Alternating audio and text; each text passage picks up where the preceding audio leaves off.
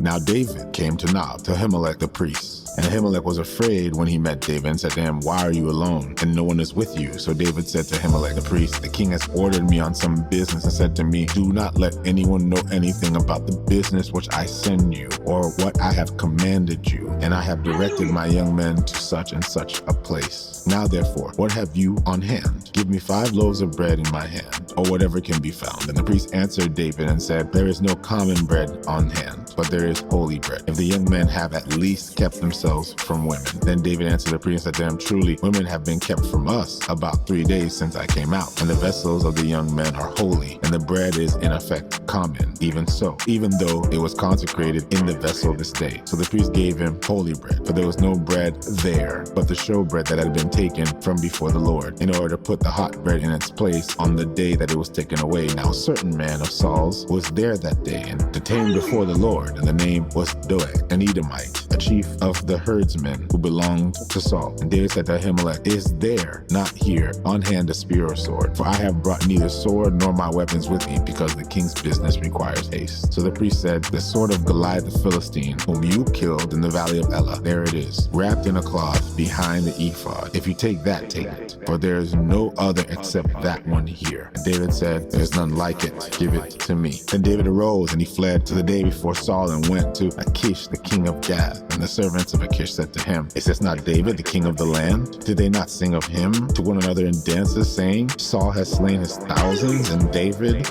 his 10,000s?'" Now David took these words to heart and was very much afraid of Achish the king of Gath. So he changed his behavior before them, pretended madness in their hand, scratched on the doors of the gate, and let his saliva fall down to his beard. And Achish said to his servants, "Look, you see, the man is insane. Why have you brought him to me? Have I need of madmen, that you have brought this fellow to play the madman in my presence? Shall this fellow come into my house?"